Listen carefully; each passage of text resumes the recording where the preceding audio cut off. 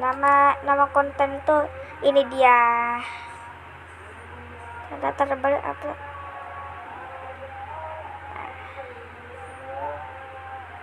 Tapi kok menonton lagi. Jadi nanti penonton ketika melihat thumbnail kita, mereka akan penasaran dan akan klik video kita, akan menonton video kita. Nah, teman-teman bisa membuat thumbnail ini menggunakan aplikasi editing foto atau editing gambar ya. Kemudian yang ketiga adalah editing foto. Oke. Editing foto. Guys. Kong di tower ini kong semua, kosong semua, kong semua, kok kong semua, kong semua, kong semua. Oke, kita edit kong semua. Detik dapat miniran lah. Dan video kan remix audio dan video izinkan audio Affordable mulai dari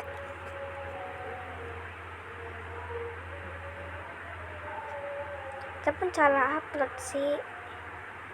Nah, jadi yang ini pribadi nah ini nih, nggak ampas, nggak burik, buat tanah ya, ya. nah itu dia guys. Jangan lupa kalian subscribe channel Stephen. Kita nonton lagi. tiga adalah segmen otomatis. Nah, settingan ini bisa teman-teman temukan di YouTube Studio versi website ya. Jadi ketika teman-teman mencentang settingan ini, maka video teman-teman nanti akan terbagi menjadi beberapa segmen atau terbagi menjadi beberapa bagian ya. Nah, hal ini sebenarnya kurang baik teman-teman. Karena ketika penonton mencari atau menelusuri video kita dan menemukan video kita, terutama di Google ya. Nah, itu nanti penonton akan menonton video kita itu hanya di bagian tertentu saja. Jadi tidak menonton video kita itu mulai dari awal ya. Jadi nanti video kita itu akan terkena skip. Nah, jadi sebaiknya teman-teman tidak perlu mencentang atau tidak perlu memilih settingan ini ya. Agar penonton itu ketika menemukan video kita, mereka akan menonton video kita mulai dari awal sampai akhir. Jadi durasi tonton video kita akan menjadi lebih baik. Kemudian yang keempat adalah tidak setting kategori. Nah, ini banyak YouTuber pemula yang tidak melakukan settingan ini ya. Mungkin karena kelewat atau tidak tahu harus diisi apa. Tidak tahu tema videonya itu termasuk dalam kategori apa. Nah, jadi teman-teman perlu menentukan tema videonya atau tema channelnya itu tentang apa ya. Kemudian, teman-teman silahkan pilih salah satu kategori yang paling sesuai, yang paling mendekati dengan tema yang dibahas teman-teman. Nah, jadi teman-teman harus memilih tema sesuai dengan kategori yang disediakan oleh YouTube ya. Usahakan sebaiknya teman-teman fokus di satu tema. Jadi teman-teman nanti konsisten memilih satu kategori di tema videonya ya. Hal ini agar sistem YouTube bisa merekomendasikan video teman-teman ke penonton dalam kategori yang sudah teman-teman pilih. Kemudian yang kelima adalah tidak tunjukkan like. Nah, ini juga bisa ditemukan di YouTube Studio versi website ya. Nah, kalau teman-teman tidak mencentang settingan ini, maka jumlah like nanti tidak akan muncul di video teman-teman ketika video teman-teman ditonton oleh penonton. Jadi like-nya tidak kelihatan ya. Nah, sebaiknya teman-teman centang settingan ini, tunjukkan like teman-teman. Jadi ketika teman-teman memilih settingan ini, nanti jumlah like teman-teman akan muncul di video ya ketika video teman-teman ditonton oleh 9 penonton. ribuan per hari.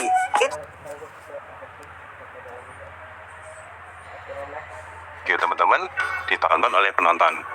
Karena penonton itu Jangan lupa kalian subscribe sama link cenderung akan melanjutkan menonton video ketika melihat jumlah like video kita. Apalagi kalau jumlah like video kita itu banyak. maka penonton akan semakin tertarik untuk menonton video kita. Jadi jangan lupa untuk centang tunjukkan like. Kemudian yang keenam adalah tidak memasang layar akhir. Nah, banyak juga nih yang tidak menggunakan fitur ini ya teman-teman. Padahal fitur layar akhir ini mempunyai fungsi yang bagus banget teman-teman. Fitur layar akhir ini bisa mempromosikan video lama kita di video kita yang baru. Jadi kalau kita setting layar akhir, nanti thumbnail video lama kita akan muncul di akhir video kita yang baru. Ketika nanti penonton melihat thumbnail video lama kita tersebut, kalau penonton tersebut tertarik, maka mereka akan mengklik dan menonton video kita yang lama. Jadi video kita yang lama itu akan mendapatkan views yang naik lagi ya ketika muncul di video kita yang baru. Kemudian yang ketujuh adalah langsung setting publik.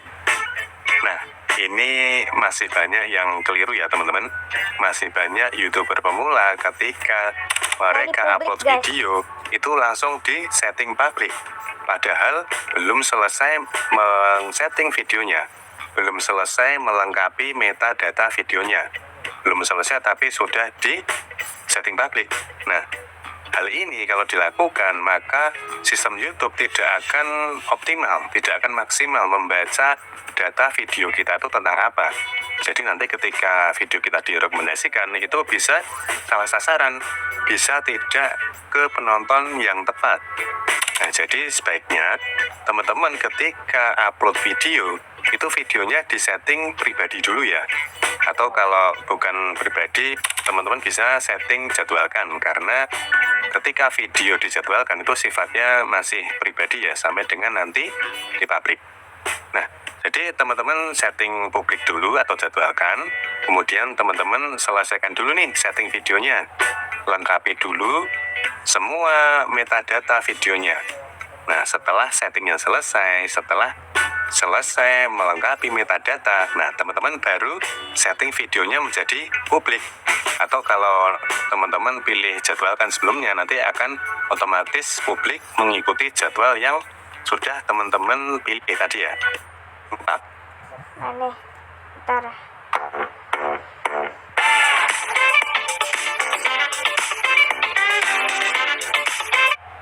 Video short sepi bisa terjadi karena salah setting pada saat upload. Dan di video ini kita akan bahas apa saja kesalahan tanpa tersebut. scan chat. Hah?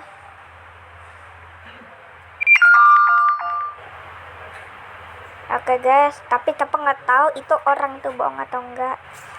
Dan dadah guys, dadah.